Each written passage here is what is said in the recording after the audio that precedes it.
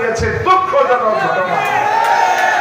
আমি কেন্দ্রীয় কৃষক দলের সভাপতিকে বলেছি, জেলা কৃষক দলের সভাপতিকে বলেছি, তারা কর্ণপাত করে নাই। তারা বলে স্থানীয় এক নেতার কথা বলে, তার নির্দেশে নাকি করেছে।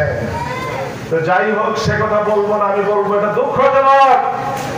বিএনপির মনোনীত প্রার্থীর উপর যে হামলা করে তাকে একটা অঙ্গ সংগঠনের কিভাবে সভাপতি বানায় সেটা আমার বোধগম্য নয়। আজকে মধুপুর ধনবাড়িতে কি ঘটছে? ধনবাড়ির এই ব্যবসায়ীরা কিছুদিন আগে মানববন্ধন করেছে, করে নাই? দোকান বন্ধ করে রেখেছিল, করে নাই? কি কারণে? চাঁদাবাজির কারণে।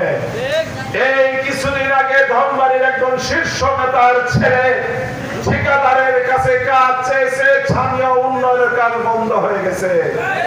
স্থানীয় জনগণ মানববন্ধন করেছে, এই যে আমার সাংবাদিক ভাইরা সেটা প্রচার করেছেন, আমি নিজের চোখে দেখেছি।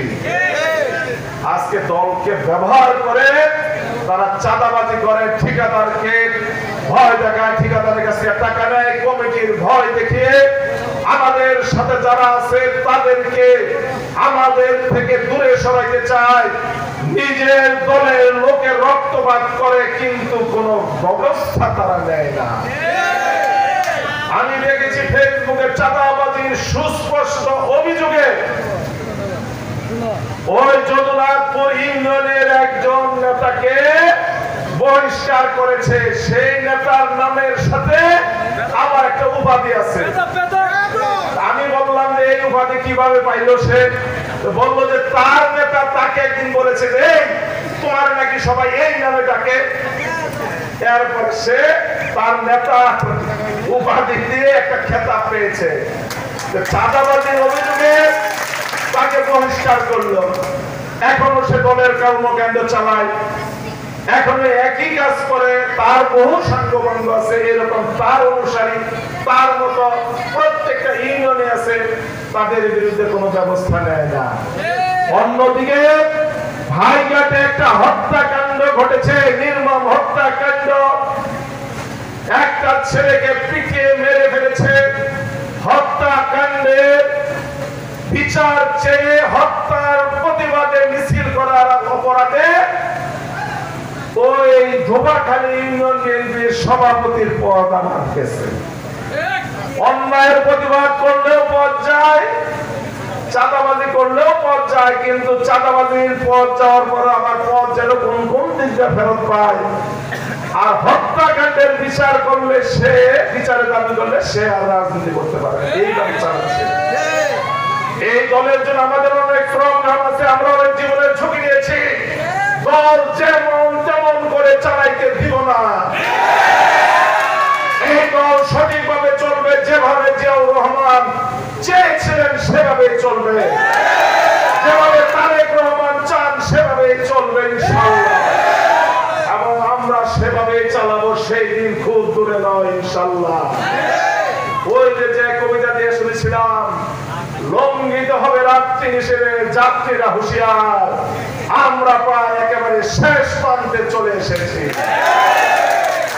আর বলতে চাই, জনগণের খেদমত চাই, করতে চাইলে জনগণের দোয়াও লাগে, লাগে না? আমি আমার বক্তব্য দীর্ঘায়িত করবো না। পরিশেষে আমি এই বলবো, পাঁচটা ইউনিয়ন রাজনৈতিক ভাবে একটা উর্বর ইউনিয়ন। এখানে বহু ধনবাড়ি মধুপুরের নয়, শুধু জাতীয় নেতৃত্ব পর্যায়ে অনেক নেতার এখানে জন্ম হয়েছিল। আমি শ্রদ্ধা করে স্মরণ করবো জনাব হাবিবুর রহমান, যিনি প্রাদেশিক পরিষদের সদস্য ছিলেন। শ্রদ্ধা করে স্মরণ করবো যিনি চেয়ারম্যানি করা অবস্থায় মারা গিয়েছেন, আনোয়ার হোসেন রানা ভাই। অবিভক্ত মধুপুর উপজেলা যুবদলের আহ্বায়ক ছিলেন আমিনুল ইসলাম নান্নু ভাই। তিনি ওয়ান ইলেভেনের সময় 2011-12 সালে একটা অর্থ ঋণের মামলায় তার বিরুদ্ধে ওয়ারেন্ট ছিল প্রায় 6-7 মাস। আমার সহযোগিতায় তিনি ঢাকায় বসবাস করেছেন। এইটুকু প্রার্থনা আমি করতে পারি। আরো স্মরণ করছি এখানে ডাক্তার মনসুর সাহেব, তিনিও এই বাইশকার পক্ষ থেকে নেতৃত্ব দিয়েছেন।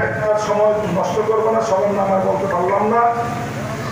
তারপরে আমাদের আরেকজন নেতা ছিলেন, যিনি অবিভক্ত মধুপুর উপজেলা বিএনপির সেক্রেটারি ছিলেন জনাব সলিম মাস্টার।